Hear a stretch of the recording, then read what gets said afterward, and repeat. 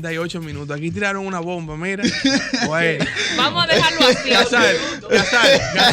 Casal, dile que te mande. Dile que te mande. Que pidió su taquilla. Por algo yo diré lo mismo. No, pero mándame para la boleta. no es taquilla que hay que mandarte, es un contratito. Oye, yo soy estrellista. Déjalo así. Son las que está barato. 7:49 minutos y le toca el turno a la estrellita Yuri Rodríguez. No, liceísta, glorioso equipo de Licey, están pasados. Miren, señores, buenos días. La verdad que muchos temas y yo quisiera concentrarlos todos en una sola idea. Trataré de hacer lo mejor que pueda si mis capacidades cognitivas me lo permiten. Miren, esta semana conmemoramos 2 hechos históricos. El primero, el Día de la Constitución de la República Dominicana, la Constitución de San Cristóbal, que representó evidentemente para nosotros un paso a ser república. Y el otro hecho que tenemos es el derribo del muro de Berlín, 30 años. Yo creo que el sistema que acogía o que se acogía detrás del muro de Berlín no fracasó porque se derribó el muro de Berlín.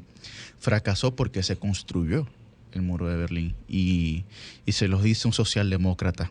Así que yo creo que si no tenemos la capacidad autocrítica, no tendremos la capacidad de avanzar ni de progresar. Y el otro hecho también que se ha dado la tarea de marcar en todos los titulares ha sido la liberación de Ignacio Lula da Silva, el principal líder de Brasil. Luego de 580 días en prisión, ha sido liberado por una decisión tomada por el Tribunal Supremo que le ha dado inmediata libertad y que nosotros celebramos que los pueblos de América, y no lo digo desde un punto de vista bolivariano ni romántico, pero que sí nosotros celebramos porque fue el hecho de que simplemente no pudieron soportar que un presidente como Lula da Silva tuviera la capacidad de hacer crecer económicamente un país de forma tan sostenible que se convirtiera en una economía emergente mundial y que también entrara en los BRIC. Pero también no soportaron desde el norte que 30 millones de habitantes de Brasil salieran de la pobreza. Yo creo que fue un acto sobre todo de tratar de criminalizar a la izquierda, como el propio Lula dijo. Una izquierda real. No estoy hablando de una izquierda ficticia o de aquellos que se dicen que son de izquierda para simplemente representar un sentimiento popular y al final no tomar medidas que verdaderamente accionen en favor de la sociedad. Ni medidas políticas ni medidas económicas, que son las que sí, principalmente son rechazadas. Pero bueno, miren, entrando en tema ya, en un libro escrito por Robert Louis Stevenson, que se llama El inmigrante por gusto, en el que él desarrolla una serie de conceptualizaciones a través de una figura literaria que se llama autoficción, ¿no? Pero que es donde él cuenta cuando se va desde Escocia, desde el puerto de Glasgow en Escocia, hasta los Estados Unidos, enamorado de una mujer. Pero él, que viene de una familia adinerada, decide irse en tercera clase, simplemente para analizar cuál es el modus operandi de las personas que están en esa clase. Me parece muy interesante. Sin embargo, lo que quiero resaltar de esto no es ni siquiera la historia o los análisis que él realiza, sino el prefacio de ese libro, que lo hace a su esposa, a la mujer a la que él fue a buscar a los Estados Unidos, Fanny Osborne, que luego se convirtió en Fanny Stevenson, en el que ella dice que Robert Louis Stevenson llegó a los Estados Unidos con una idea exagerada de la democracia, porque pensaba que iba a encontrar en Norteamérica una sociedad que dignificaba verdaderamente a través de sus leyes, a través de su cultura, a través de los instrumentos ciudadanos, que dignificaba a la persona humana.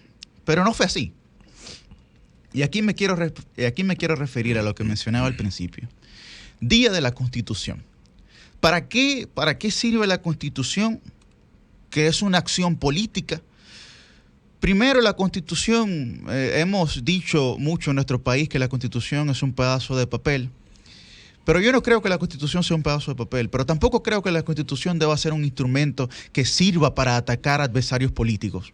La Constitución, que es un instrumento construido por entes subjetivos y que varían sus convicciones, porque la gente cree que las constituciones nunca deben variar. Sin embargo, nosotros hemos hablado aquí de la vertiginosa rapidez con la que varían las sociedades. Inclusive Bauman lo explica en su libro de Vida líquida y modernidad líquida, en cómo nosotros, como una especie de sociedad de agua, debe de adaptarse inmediatamente a los cambios que ocurren. La Constitución es hecha por políticos y es un instrumento político. Ahora bien, como yo mencionaba anteriormente, la política debe de dignificar la vida de los seres humanos.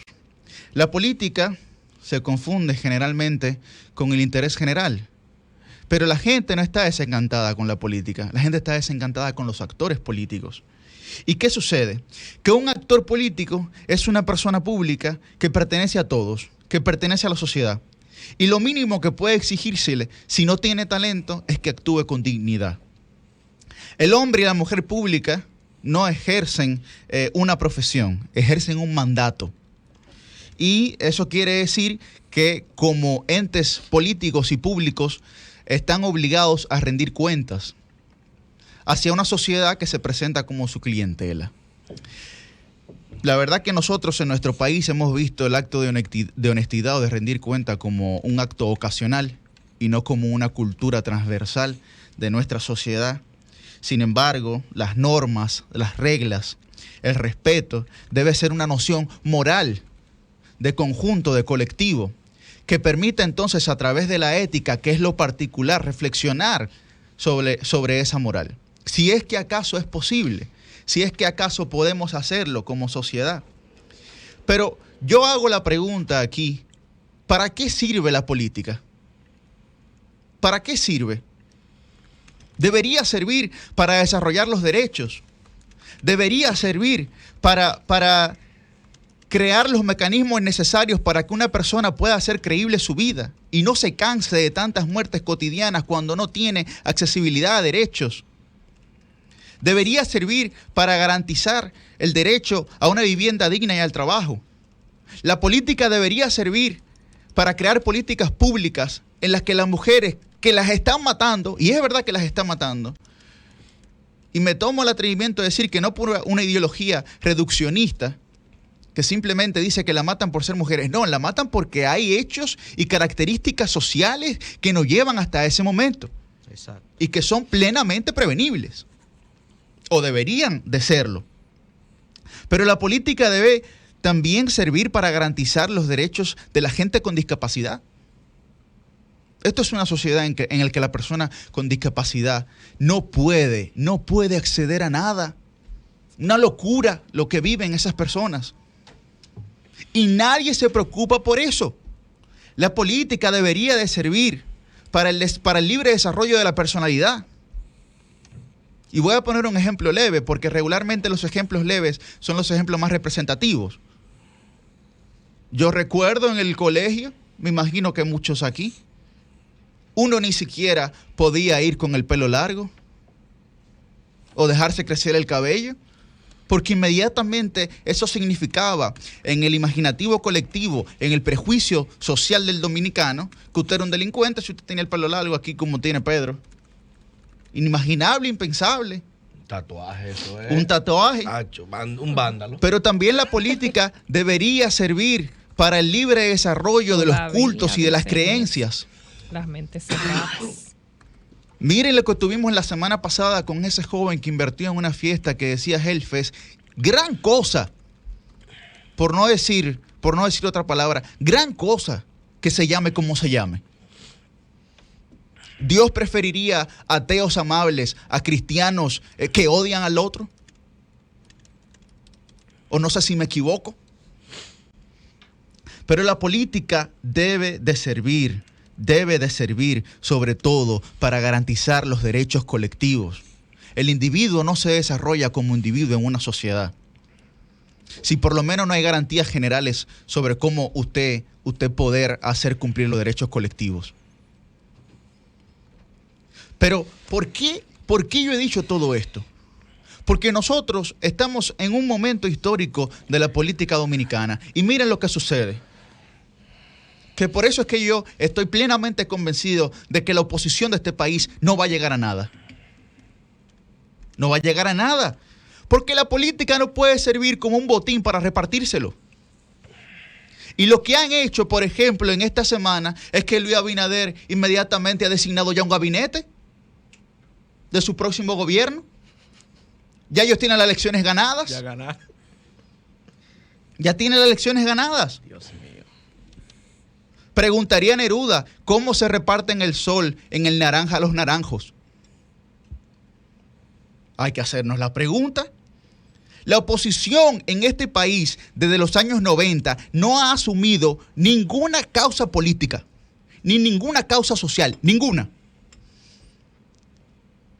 No pudo asumir el 4%, no pudo asumir que no se construyera la cementera en los Haitises. Es más, pero más reciente, no pudo asumir ni siquiera un sentimiento afín como el de la Marcha Verde. Porque no fracasó la Marcha Verde porque se politizó, porque era un acto político desde el principio. Sino que fracasó la Marcha Verde porque se partidarizó, si es que acaso existe el concepto. Porque trataron de buscar a través de la Marcha Verde aquellos que no fueron capaces de conseguir en las urnas. Entonces, ¿quiénes son los culpables? Y entonces a partir de ahora, o a partir de hace varias semanas, han querido pactar con los líderes o ex líderes de un sistema que supuestamente ellos rechazan.